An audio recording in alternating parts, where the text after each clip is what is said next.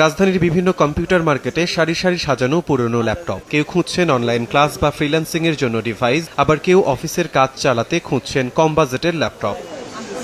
নতুন ল্যাপটপের দাম বাড়ায় দেশে বাড়ছে ব্যবহৃত বা রিফারবিশড ল্যাপটপের চাহিদা। বিশেষ করে শিক্ষার্থী, ফ্রিল্যান্সার ও ছোট উদ্যোক্তাদের বড় একটি অংশ ঝুঁকছেন পুরনো ডিভাইসের দিকে। বিক্রেতারা বলছেন, বিদেশ থেকে আনা কর্পোরেট ব্যবহারের পুরনো ল্যাপটপগুলো এখন বেশি দামে বিক্রি হচ্ছে। তুলনামূলক কম দামে ভালো কনফিগারেশন পাওয়ায় ক্রেতাদের আগ্রহও বাড়ছে।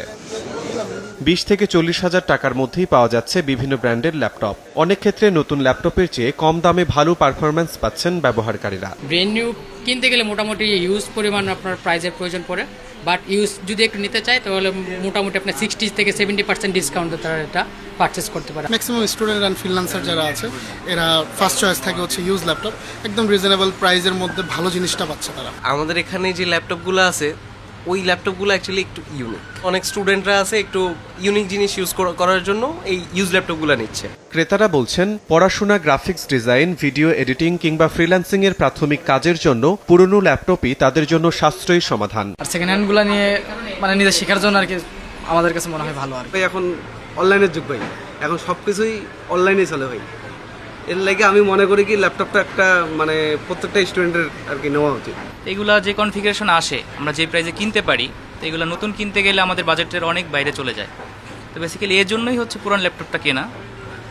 আর নতুন করে শুরু করার জন্য আসলে পুরান ল্যাপটপই বেস্ট। নতুন এই মুহূর্তে কিনতে পারতেছি না, আপাতত পুরন দিয়ে শুরু করতেছি। যখন দেখা যাচ্ছে যে টাকা পয়সা হচ্ছে তখন মনে করেন যে একটা নতুন বা ভালো কোয়ালিটির ফুল কিনবো। বাজার সংশ্লিষ্টরা বলছেন, অর্থনৈতিক চাপ আর প্রযুক্তি নির্ভর কাজ বাড়ার কারণে আগামী দিনে ব্যবহৃত ল্যাপটপের বাজার আরও বড় হতে পারে। এখন একটা ইনকামের মাধ্যমও কিন্তু আসলে ল্যাপটপ।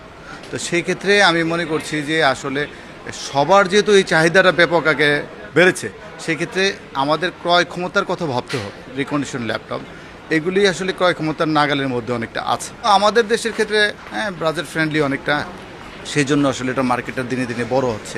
নতুন ল্যাপটপের উচ্চ দামের কারণে অনেকেই এখন ঝুঁকছেন ব্যবহৃত ডিভাইসের দিকে। বিক্রেতারা বলছেন, কম বাজেটে কাজ চালানোর সুযোগ থাকায় পুরনো ল্যাপটপের বাজারে বাড়ছে ক্রেতার ভিড়।